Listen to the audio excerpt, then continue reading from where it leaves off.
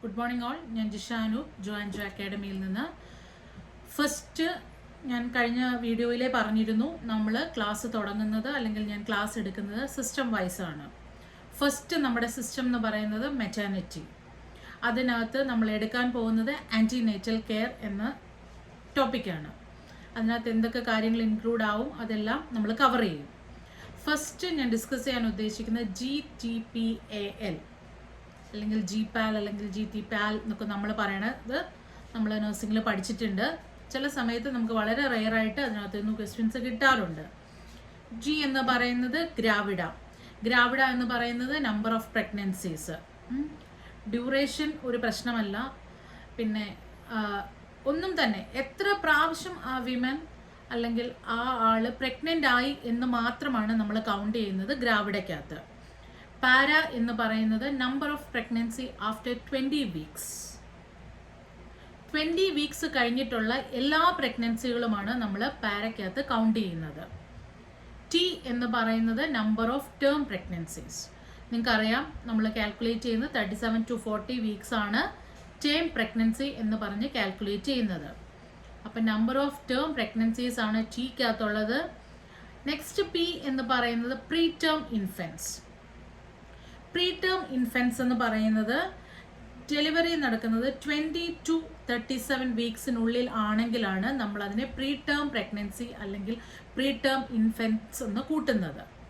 A എന്ന് പറയുന്നത് abortions സംഭവിക്കുന്നത് ബിഫോർ 20 വീക്സ്.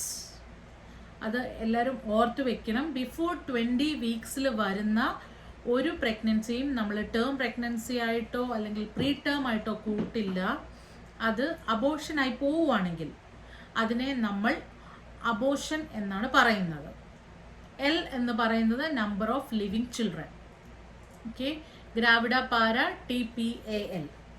Okay, nullipara. എന്താണ് ഈ നള്ളിപ്പാര എന്ന് പറയുന്നത്? Women has not completed pregnancy അല്ലെങ്കിൽ ഫിനിഷ്ഡ് 20 വീക്സ്. 20 വീക്സ് കഴിഞ്ഞിട്ടും പ്രഗ്നൻസി കംപ്ലീറ്റ് ആയില്ലെങ്കിലാണ് നള്ളിപ്പാര എന്ന് പറയുന്നത്. നള്ളി ഗ്രാവിഡ എന്ന് പറയുന്നത് women have never be pregnant. ഇതുവരെ പ്രഗ്നൻ്റ് ആവാത്തവരെയാണ് നമ്മൾ നള്ളി ഗ്രാവിഡ എന്ന് പറയുന്നത്. നള്ളി പാര എന്ന് പറയുന്നത് പ്രഗ്നൻസി കംപ്ലീറ്റ് ചെയ്യാത്തവരെയും നള്ളി ഗ്രാവിഡ എന്ന് പറയുന്നത് പ്രഗ്നൻ്റ് ആവാത്തവരെയുമാണ്. അപ്പം നോക്കുക, നെക്സ്റ്റ് എന്ന് പറയുന്നത് ഇതാണ്. ഇതിനെക്കുറിച്ച് GTPAL എന്ന് പറയുന്നത്. Next pregnancy science. എങ്ങനെയാണ് ഒരാൾ പ്രഗ്നൻ്റ് ആണ് അല്ലെങ്കിൽ നമ്മൾ പ്രഗ്നൻസി എന്ന് പറയുന്ന ഒരു ടെസ്റ്റിന് പോകുന്നത് അല്ലെങ്കിൽ എന്ത് സയൻസ് ആൻഡ് സിംറ്റംസ് കണ്ടിട്ടാണ്?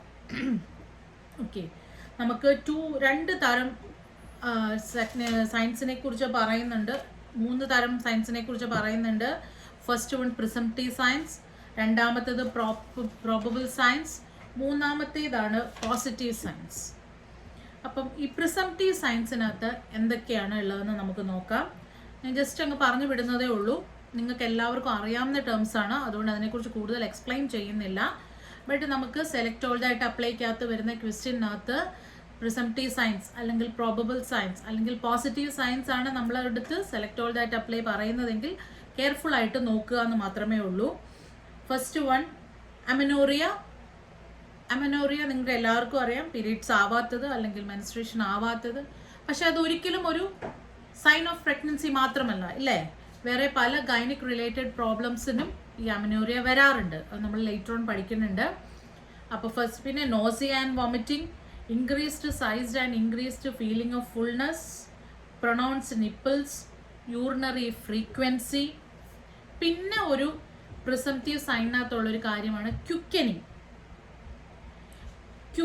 എന്ന് പറയുന്നത് the first perception of fetal movement by the mother may occur at 16th to 20th weeks of gestation.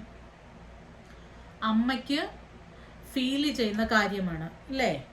ക്യുക്കനിങ്, അതായത് മൂവ്മെന്റ് ഉണ്ട് എന്ന് 16 to 20 വീക്സിൽ. അതിനാണ് നമ്മൾ ക്യുക്കനിങ് എന്ന് പറയുന്നത്.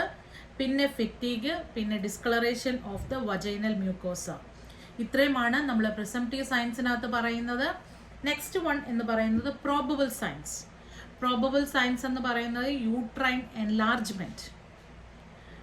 പിന്നത്തെ 2-3 സൈൻസ് ഉണ്ട്. Hegar sign, Goodell sign, Chadwick sign, ballottement. എന്താണ് ഈ ഹേഗാർ സൈൻ എന്ന് പറയുന്നത്? Softening of the lower uterine സെഗ്മെൻറ്റിനെ അറ്റ് ദ വീക്ക് ഓഫ് 6 അല്ലേ, ലോവർ യൂട്രൈൻ സെഗ്മെൻറ്റ് സോഫ്റ്റനിങ് ആവുന്നതിനാണ് നമ്മൾ ഹേഗാർ സൈൻ എന്ന് പറയുന്നത്.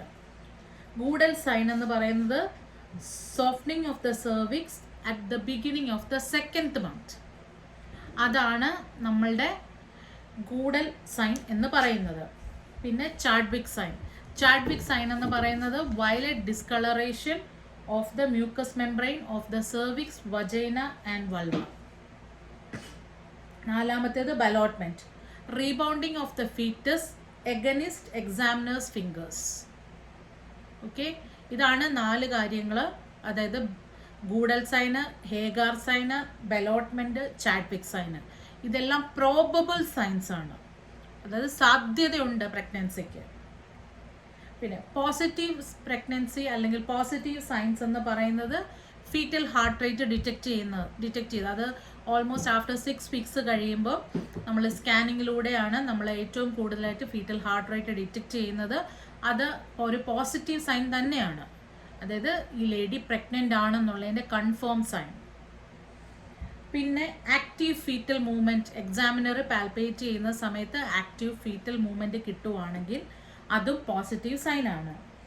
പിന്നെ ഔട്ട്ലൈൻ ഓഫ് ദ ഫീറ്റസ് വയ റേഡിയോഗ്രാഫി ഓർ അൾട്രാസോണോഗ്രാഫി.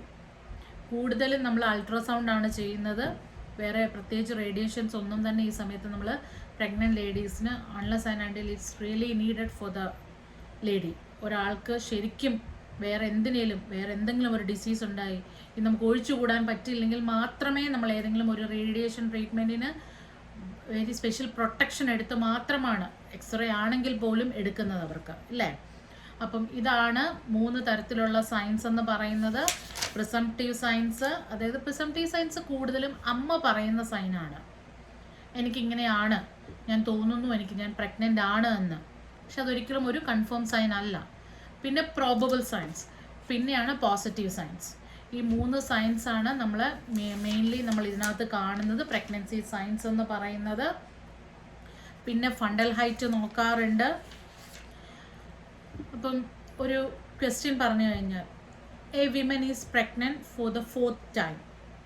ഓക്കെ, ഒരു elective abortion in the first trimester, daughter born at 40 weeks of gestation, son born at 36 weeks of gestation. അപ്പോൾ നിങ്ങൾ ഇതിൻ്റെ GT പാൽ ഒന്ന് കണ്ടുപിടിക്കുക. ഒരു പ്രാവശ്യം കൂടെ ഞാൻ ക്വസ്റ്റ്യൻ പറയാം. A women is pregnant for 4th time, 1 elective abortion in first trimester, പിന്നെ അവർക്കൊരു ഡോട്ടർ ഉണ്ടായി 40 weeks ഓഫ് ജസ്റ്റേഷനിൽ, പിന്നെ ഒരു സൺ ഉണ്ടായി 36 weeks ഓഫ് ജസ്റ്റേഷനിൽ.